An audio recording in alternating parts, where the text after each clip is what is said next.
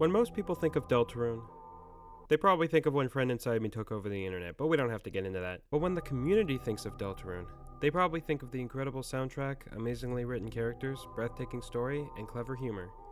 But when I think of Deltarune, I think of the previous things mentioned, sure, but one character always stands out in my mind. A character that I care deeply for. A character that took me a bit to fall in love with at first, and yet they stand as one of the best I've seen in any piece of media. That character would be Chris. Unfortunately, this is not an analysis on them because that would take too long. Sorry guys, maybe next time. Oh, you're really letting the oxygen out of my tank here. As for my real favorite character, it's none other than Queen. What, you thought I would do a fake out? Well, that's where you'd be correct, because my favorite character is actually Birdland. Nah, it's Queen. I've dragged this joke out way longer than I needed to, especially considering the title of the video pretty much gives it away. And yes, you read it correctly, Queen is not only my favorite Deltarune character, but also my favorite character of all time. And if that sounds kind of ridiculous, then don't worry, that's kind of the point. This character is probably one of the most unintelligible and zany, yet smart and sophisticated characters I've ever witnessed in my life. And within the 4 years since Chapter 2 release, no one has even come close, except maybe Tenna, to the same energy. This character balances both goofy-ass antics and genuine depth while remaining perfectly written in almost every way, and it's absolutely brilliant. So why don't we get into that? After all, I don't really have anything else to say that wouldn't make more sense being in one of the following segments. Queen, can you do the honors and flip the lever? You don't remember? Alright, then go.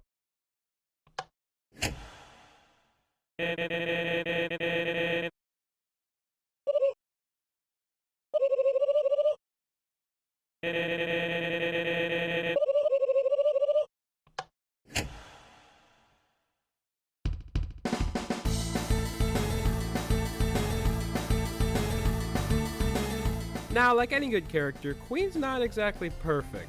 But she has flaws as a person without— okay, well technically she's not a person, but still. She has flaws without them making her unlikable or irredeemable. Depending on what your stance is anyway. When we first meet Queen, she makes it abundantly clear that she wants to take over the world with the help of Noelle Holiday as her willing peon, of whom she kidnapped. Because without the determination of a Lightner, dark fountains can't be made, which is pretty much the main part of her plan. Of course, Noelle is anything but willing or a peon, so as such, Queen really doesn't have a choice, because despite her seemingly devious intentions, she doesn't want to force any of her subjects to do her bidding.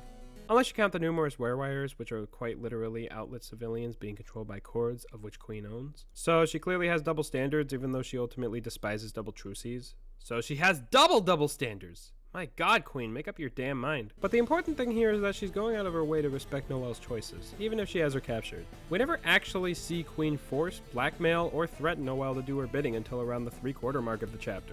And by then, I could just imagine her being completely tired of the Fun Gang shit and just wanting them captured. But even then, that's it. Just captured. Not killed or tortured or anything, captured. And put in their own rooms that contain objects based on their search queries from the library's browser history to make them more comfortable. Off topic, but does Queen know what queries belong to what specific characters? Do they have profiles on the computers? I doubt Susie would, she'd probably just use a guest account. So did she just witness them using the computers herself before the lab became a dark world? Beats me, but honestly it doesn't matter. The point I'm trying to make here is that Queen tries to come off as a supervillain, which she basically is, but deep down she cares about the safety and comfort of those who go against her ideals, or just those who are actively trying to stop her. She's still in the wrong for sure, but it's because she wants what's best for everyone. She doesn't want power for the sake of having power. She wants it so she can make things best for everyone. Like, actually wholeheartedly best for everyone. She just goes about it the complete wrong way and doesn't understand that despite the Dark Worlds being a form of escapism for Lightners, having too much darkness will result in a catastrophic imbalance. She just witnessed the night create a fountain and assumed making more would provide more worlds for Lightners and Darkners alike to be happy. As she says herself, she just wants to see everyone smile, and if she becomes an evil villain to accomplish it, is that bad? Objectively, yes, but at least we can confirm her heart is in the right place. You are a bad guy, but that does not make you bad guy. I keep forgetting how much I love Wreck-It Ralph, man. It's a shame they never made a sequel. Honestly, I think her relationship with Noelle is an even better example of Queen's soft side. Just based on what she says about Noelle, you can tell she believes she's special. Even if Noelle doesn't share the same sentiments as Queen does for her for most of the chapter, Queen still goes out of her way to look for her when she escapes to Cyber City. I know on the surface this seems like she's only doing this because she needs Noelle for her plan, which is true to an extent. But later on, she fearfully expresses what could be happening to Noelle as she's lost in the city. despite being oblivious to the fact that she's literally in the same car as Noelle because she's wearing a disguise. But we'll bring that up later. After Queen's last-ditch attempt to stop her plan from being halted, she orders Noelle to use a pin to summon a dark fountain, to which Noelle finally decides to stand up to her, finally getting through to Queen once and for all that no matter what she does, Noelle isn't going to respect her enough to follow orders from her. And despite how lenient she was before, this is what finally brings Queen to let Noelle choose her own future, respecting the fact that her plan has ultimately failed because she decided letting Noelle go was the better choice. But then Berdly comes along and almost does basically the exact same thing Queen wanted Noelle to do, until Rosse steps in to basically explain why it was an absolutely terrible idea from the start. And once Queen hears that her plan would have basically caused the apocalypse, she immediately switches sides, because as we discussed earlier, her intentions were pure. Since while she understood what the Knight did, what she didn't understand was the outcome of doing too much of what the Knight did. For all she knew, covering the world in darkness would just make the whole world into a dark world. She didn't know there would be an imbalance, which probably means she needs to dust off the old prophecy and give it a read. But now that we've gotten all that icky serious stuff out of the way, it's time for the best part of the video. Queen, pull the lever!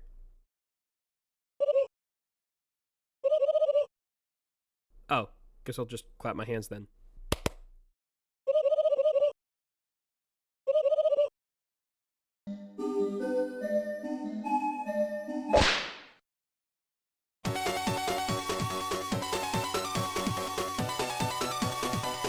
Ah, yes, the meat and potatoes of this entire analysis. Meat and potatoes. Speaking of a delicious meal, the subscribe button. Man, that segue was even worse than the last one. But if you're enjoying what you've seen so far, I'm planning on doing more like this in the future. Maybe I'll take a break from Deltarune for a bit, but I'll still be making more essay videos, despite how long they take sometimes. So subscribe, like the video, all the YouTube stuff, and let's jump right back in. Queen is by far the character that has consistently made me laugh the most out of any other character in any other game. Literally every single time she comes on screen, I chuckle before she's even said anything, because I know whatever comes out of her mouth is going to make me laugh even harder.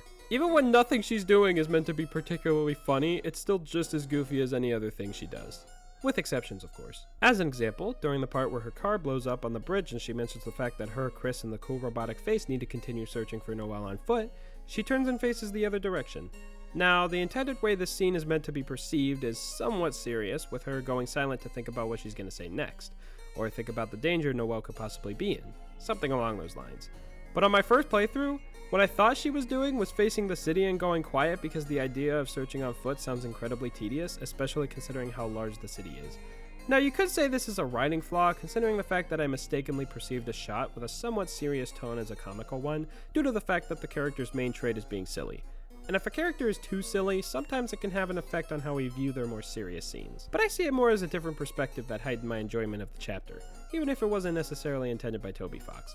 And hey, at least I know now. Regardless, it's a 1-second dialogue box that doesn't really matter in the grand scheme of things. Bravo, Toby. Only you can add a single piece of dialogue consisting of the phrase ... that'll spend an entire minute analyzing over due to a happy accident on my part. Anyways, enough of that. Let's talk about a certain avian, of whom wears glasses. What's his name again? I swear I said it earlier when I was doing all those unnecessary fake-outs. Was it Berdly? Nah, that can't be it. Ah, yes, Berdly. That's his name. What? What do you mean Berdly isn't his real name? I'll have you know that surely Queen cares enough about him to remember his name, right? I don't know about you guys, but I trust Queen. Totally not due to rational bias or a hypothetical platonic crush. Queen is a perfect little angel, if you ignore everything I said in the first segment. And that's final!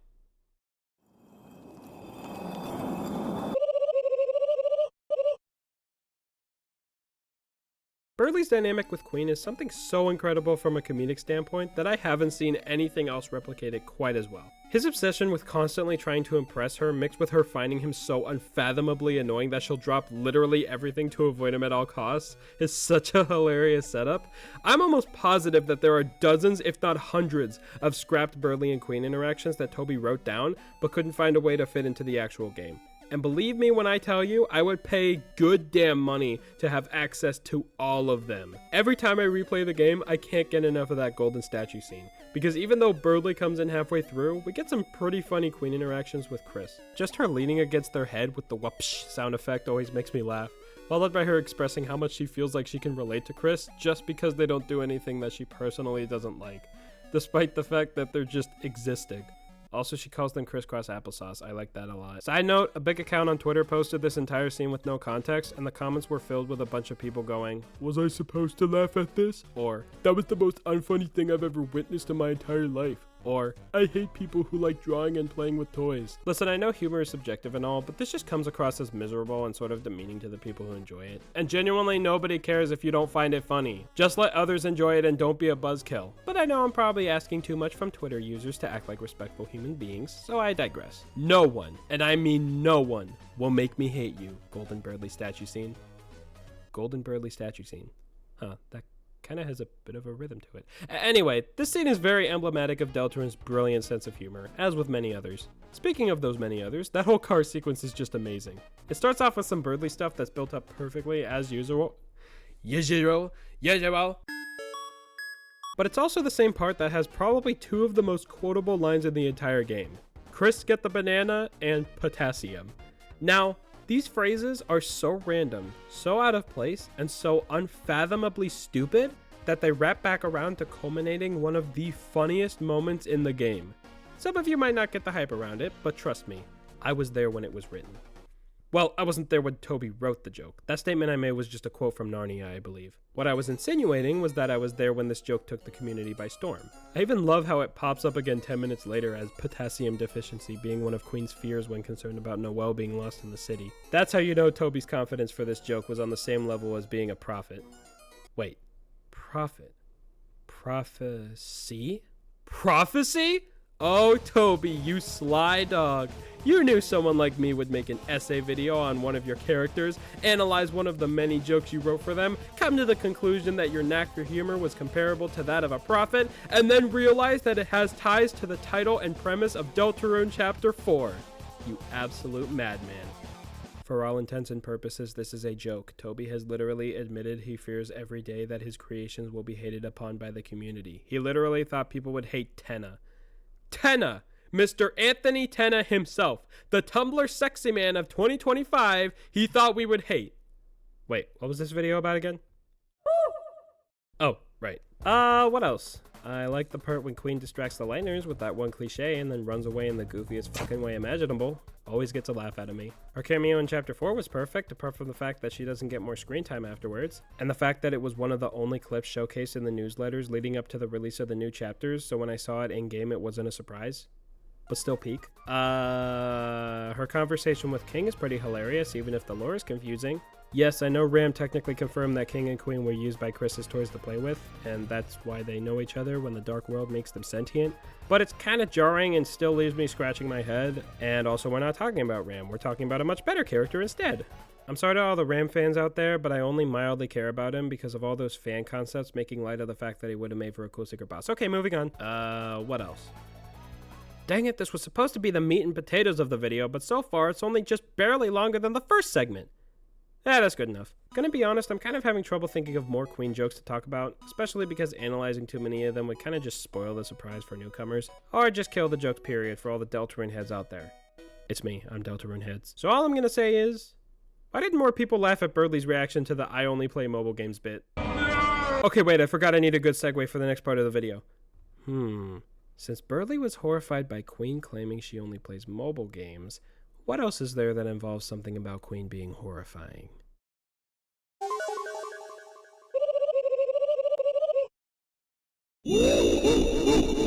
I mean, I guess that's kind of scary, but why would I dedicate a whole segment of the video to that?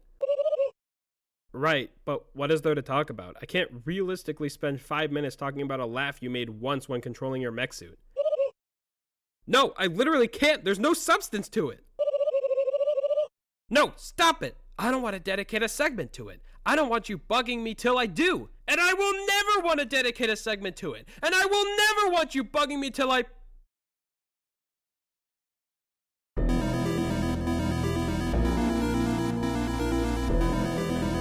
Now you might be wondering, what does this segment have to do with Queen being your favorite fictional character? And what the hell do you mean the scary Queen we never got? And why on earth am I asking questions that will inevitably get answered so long as I just watch the damn video without asking any questions? Well, I sure am glad you asked, because if the decision to give Queen this personality and design made it into the final game, this video probably wouldn't exist. Now, don't get me wrong, I don't hate unapologetically evil characters, especially the more entertaining ones, like Hades from Hercules, for example. So if Queen did stay as a much more villainous and menacing antagonist, I think going in a direction similar to that of Hades would have been amazing. I can so easily picture a universe where we got a more witty and sarcastic Queen whose motivations are dark and dastardly. Plus, she was actually designed with xenomorphs in mind, which, looking at their bulbously long heads, actually makes a lot of sense. But in my opinion, she definitely looks a lot more like Megamind due to her complexion of a popular primary color, but I digress. And taking a look at this early concept art, Toby may have also taken some inspiration from Medusa. Not sure what both of these design elements have to do with computers and the internet, maybe because xenomorph eggs glow green, which is kind of cybery, and maybe the Medusa inspiration comes from the way people feel after staring at their computer for a long period of time. Does anyone else feel like they turned to stone after staring at a screen for a while? No? Well, I do, so that's all that matters. I definitely need to see an optometrist. So yeah, Evil Queen would have been pretty neat.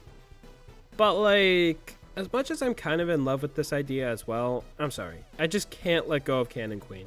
Maybe this version could be revived in an AU or something. That'd be pretty sick. But ultimately, I'm quite happy with the change, because despite me being able to appreciate characters for being absolutely devious, I will always prefer goofy characters till the day I die. And Queen is the embodiment of my obsession with goofy shit. And again, I'm not saying I can't see the value or get invested in more serious characters that go through or embody more grim complexities, because I literally made an entire video about Ralsei's existential dread. Same with characters that cause complexities due to being an outright terrible person. So long as they're entertaining and funny and not an entitled piece of shit, I can enjoy characters like this, and I do. But ultimately, the majority of my interest clings to the silly billies, and I will never conform to acting otherwise. Actually, I don't really know what that whole tangent was about, considering the fact that I took note of Scary Queen still being an awesome concept several times, so you guys know I still like it. Maybe I should stop bloating this script in fear of not living up to the standards I've set, considering how long it's taken me to write it somehow. So, yeah. Evil Queen good, Silly Queen better. Also, both of their themes slap and have an equal amount of quality. But if I had to choose, it would without a doubt be Attack of the Killer Queen.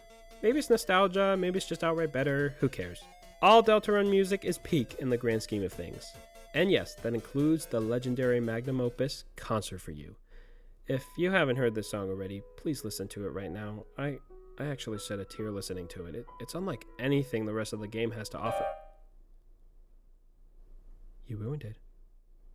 You ruined the joke. It was gonna be so funny! They were gonna look for the song and listen to it themselves, but then you just had to play it right here, right now, and ruin everything!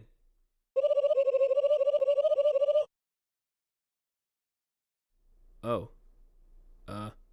Sorry. I guess I've been pretty mean to you a lot this video, despite you being my favorite character in all of fiction. Though in actuality, that was mostly just for comedic effect, and okay, let's just end this already.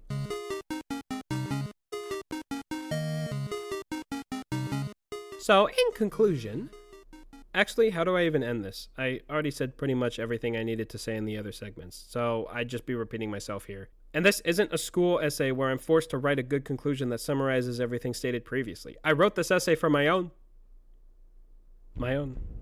channel. On my channel. This is my video. I can end it whenever I want. This power, it's limitless. Okay, I gotta be honest. This video has been in development hell for the past 3 months because I struggled so hard trying to come up with every possible reason I love this character so much, especially due to the fact that my primary fascination for her is her brain rot goofiness, which wasn't easy to put into words. And that's kind of why this conclusion delved into insanity for a bit there. But that's not to say this video was a waste of time. Far from it. Testing my brain by digging deep into all the great aspects of this character really helped me appreciate her further than I did initially. And I'm sure it was informative to you guys too. Apart from the people who already love Queen. Which is everybody, of course.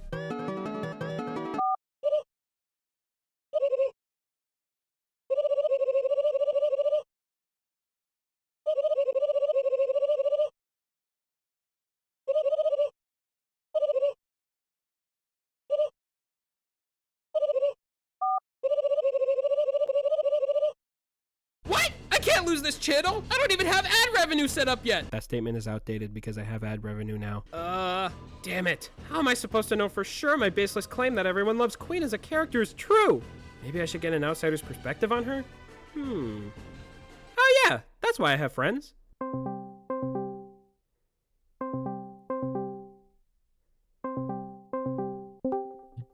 Hey man, I just got done whacking my jack.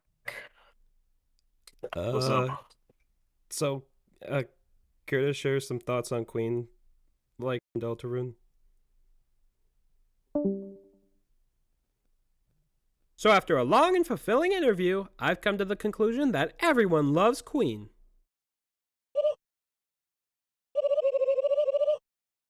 You said it, Queen! So if you missed it earlier, feel free to like, subscribe, and everything else. There's actually a new system called Hype Points, but I don't know how tacky it would be to directly ask people to use it on my videos. But if you feel this video is worth hyping up, then by all means. Thank you guys so much for watching, and I'll...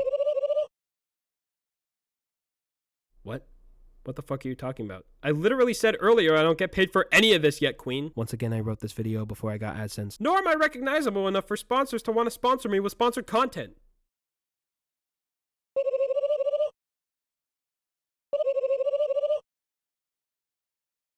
That's a brand?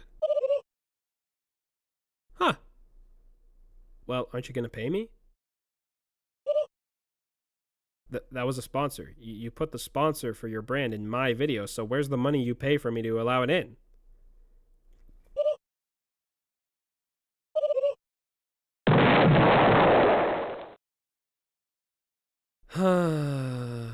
If any sponsors are interested in paying me, I don't plan on having a consistent upload schedule, so don't even bother.